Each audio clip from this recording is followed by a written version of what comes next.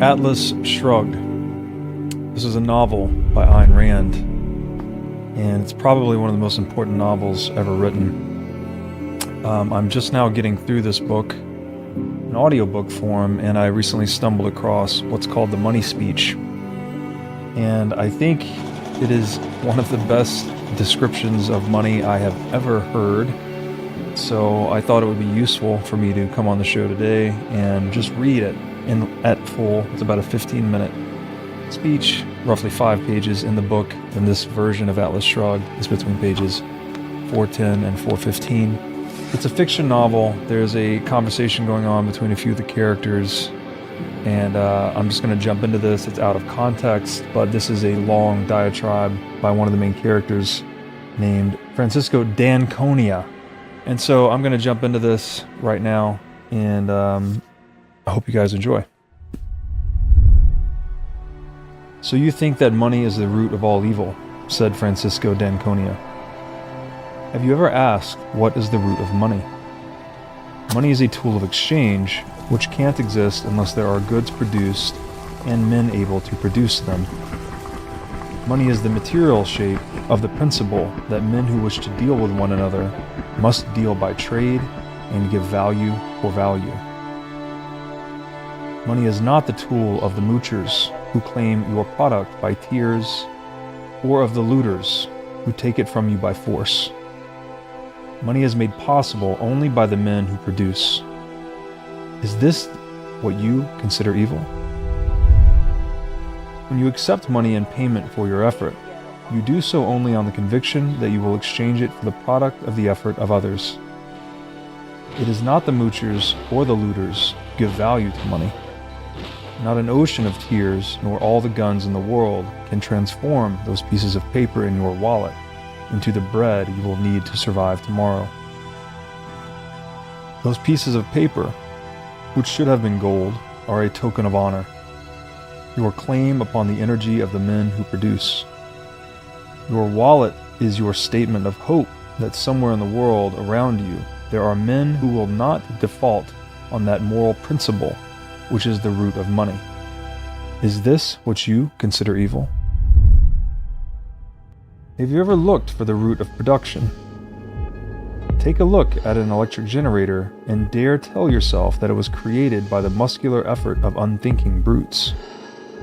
Try to grow a seed of wheat without the knowledge left to you by men who had to discover it for the first time. Try to obtain your food by means of nothing but physical motions, and you'll learn that man's mind is the root of all the goods produced and of all the wealth that has ever existed on earth.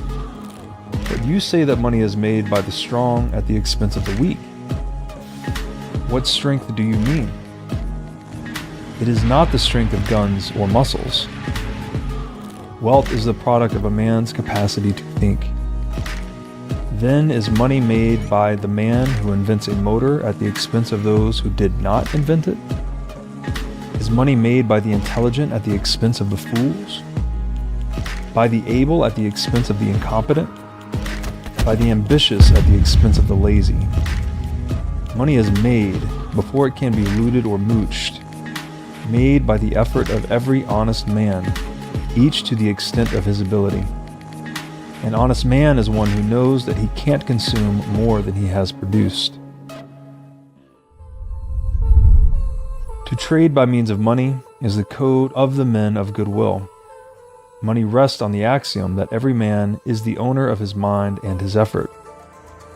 Money allows no power to prescribe the value of your effort except the voluntary choice of the man who is willing to trade you his effort in return. Money permits you to obtain for your goods and your labor that which they are worth to the men who buy them, but no more.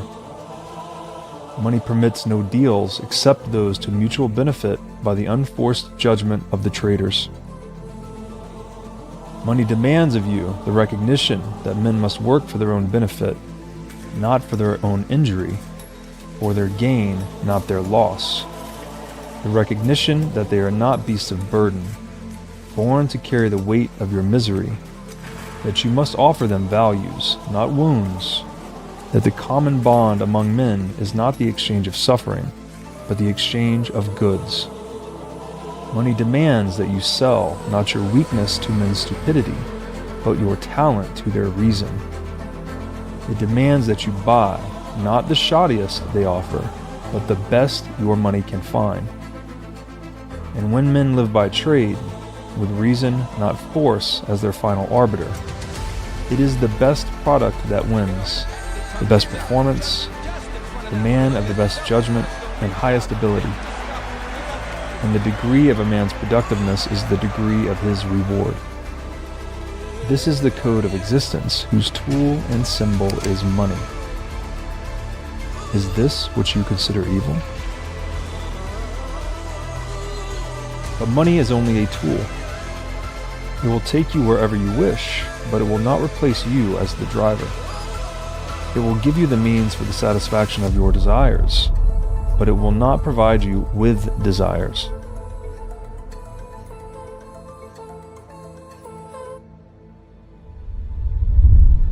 Money is the scourge of the men who attempt to reverse the law of causality, the men who seek to replace the mind by seizing the products of the mind. Money will not purchase happiness for the man who has no concept of what he wants. Money will not give him a code of values if he's evaded the knowledge of what to value, and it will not provide him with a purpose if he's evaded the choice of what to seek. Money will not buy intelligence for the fool, or admiration for the coward, or respect for the incompetent. The man who attempts to purchase the brains of his superiors to serve him, with his money replacing his judgment, ends up by becoming the victim of his inferiors. The men of intelligence desert him, but the cheats and the frauds come flocking to him, drawn by a law which he has not discovered, that no man may be smaller than his money. Is this the reason why you call it evil? Only the man who does not need it is fit to inherit wealth, the man who would make his own fortune no matter where he started. If an heir is equal to his money, it serves him. If not, it destroys him. But you look on and you cry that money corrupted him. Did it? Or did he corrupt his money? Do not envy a worthless heir. His wealth is not yours, and you would have done no better with it.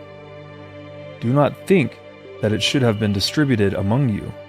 Loading the world with 50 parasites instead of one would not bring back the dead virtue that was the fortune.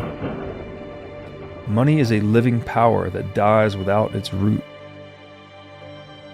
Money will not serve the mind that cannot match it. Is this the reason why you call it evil? Money is your means of survival. The verdict you pronounce upon the source of your livelihood is the verdict you pronounce upon your life. If the source is corrupt, you have damned your own existence. Did you get your money by fraud? By pandering to men's vices or men's stupidity? By catering to fools in the hope of getting more than your ability deserves? By lowering your standards?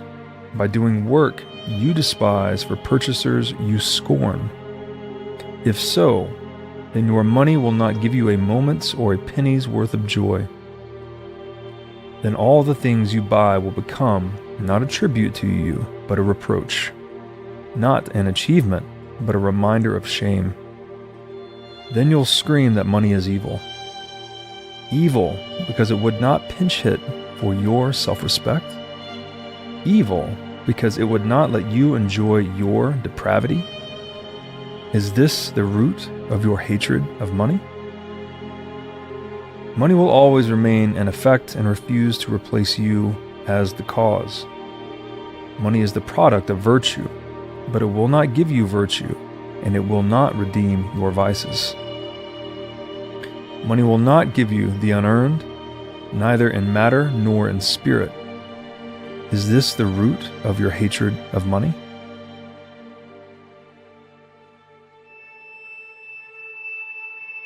Or do you say it's the love of money that's the root of all evil? To love a thing is to know and love its nature. To love money is to know and love the fact that money is the creation of the best power within you, and your passkey to trade your effort for the effort of the best among men. It's the person who would sell his soul for a nickel who is loudest in proclaiming his hatred of money. And he has good reason to hate it. The lovers of money are willing to work for it. They know they are able to deserve it. Let me give you a tip on a clue to men's characters. The man who damns money has obtained it dishonorably. The man who respects it has earned it. Run for your life from any man who tells you that money is evil. That sentence is the leper's bell of an approaching looter. So long as men live together on earth and need means to deal with one another, their only substitute, if they abandon money, is the muzzle of a gun. But money demands of you the highest virtues, if you wish to make it or to keep it. Men who have no courage, pride, or self-esteem, men who have no moral sense of their right to their money and are not willing to defend it as they defend their life, men who apologize for being rich will not remain rich for long. They are the natural bait for the swarms of looters that stand or rocks for centuries, but come crawling out at the first smell of a man who begs to be forgiven for the guilt of owning wealth. They will hasten to relieve him of the guilt and of his life as he deserves. Then you will see the rise of the men of the double standard, the men who live by force, yet count on those who live by trade to create the value of their looted money, the men who are the hitchhikers of virtue. In a moral society, these are the criminals, and the statutes are written to protect you against them. But when a society establishes criminals by right and looters by law, men who use force to seize the wealth of disarmed victims, then money becomes its creator's avenger. Such looters believe it safe to rob defenseless men once they've passed a law to disarm them. But their loot becomes the magnet for other looters, who get it from them as they got it. Then the race goes, not to the ablest at production, but to those most ruthless at brutality. When force is the standard, the murderer wins over the pickpocket, and then that society vanishes in a spread of ruins and slaughter. Do you wish to know whether that day is coming? Watch money. Money is the barometer of a society's virtue. When you see that trading is done not by consent, but by compulsion, when you see that in order to produce, you need to obtain permission from men who produce nothing, when you see that money is flowing to those who deal not in goods, but in favors, when you see that men get richer by graft and by pull than by work, and your laws don't protect you against them, but protect them against you, when you see corruption being rewarded and honesty becoming a self-sacrifice, you may know that your society is doomed.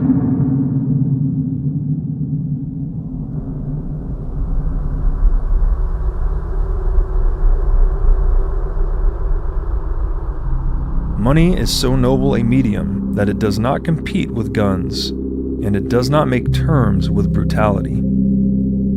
It will not permit a country to survive as half property, half loot. Whenever destroyers appear among men, they start by destroying money, for money is men's protection and the base of a moral existence. Destroyers seize gold and leave to its owners a counterfeit pile of paper.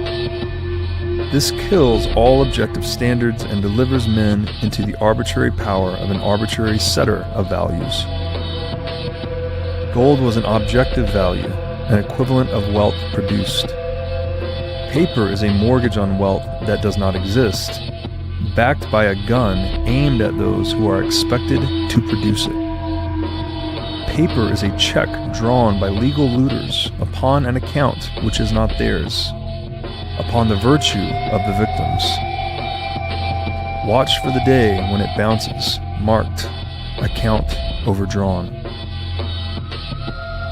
When you have made evil the means of survival, do not expect men to remain good. Do not expect them to stay moral and lose their lives for the purpose of becoming the fodder of the immoral. Do not expect them to produce when production is punished and looting rewarded. Do not ask who is destroying the world. You are.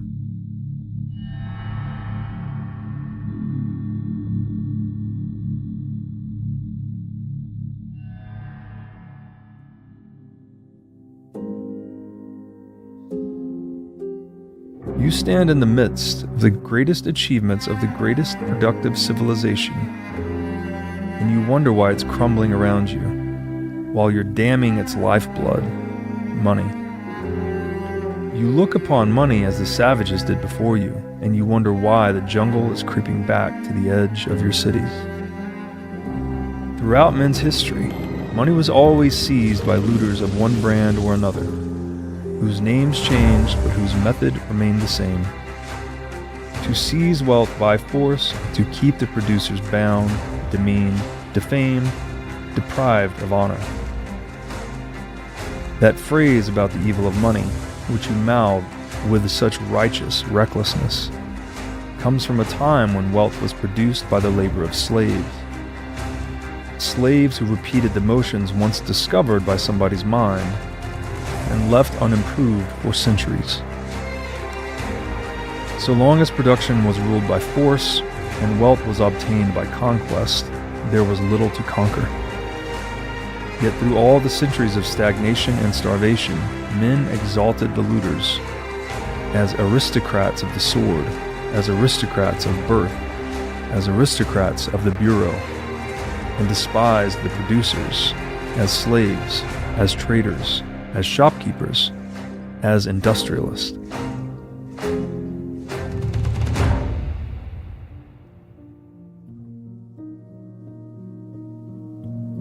To the glory of mankind, there was, for the first and only time in history, a country of money.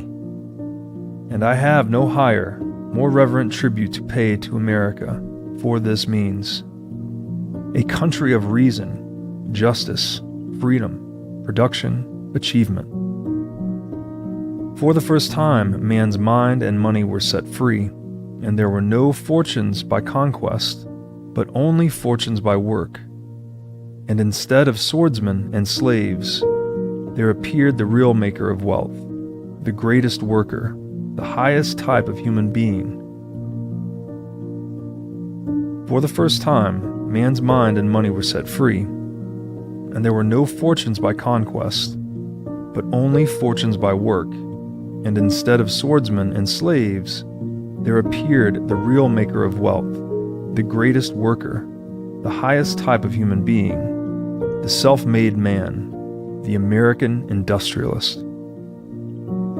If you ask me to name the proudest distinction of Americans, I would choose, because it contains all the others, the fact that they were the people who created the phrase, to make money.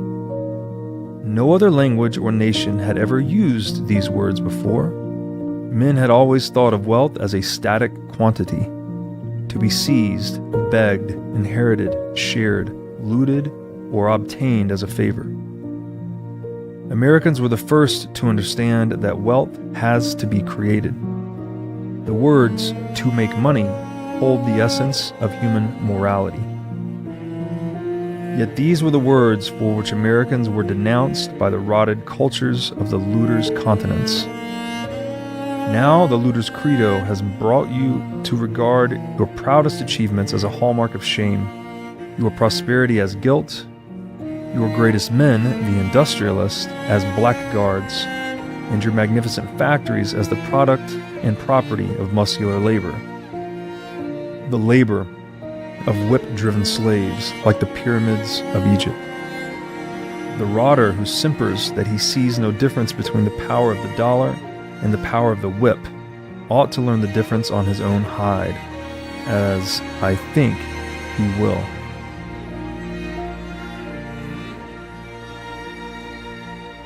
Until and unless you discover that money is the root of all good, you ask for your own destruction.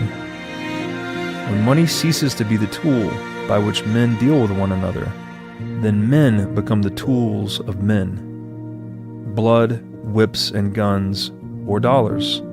Take your choice. There is no other, and your time is running out.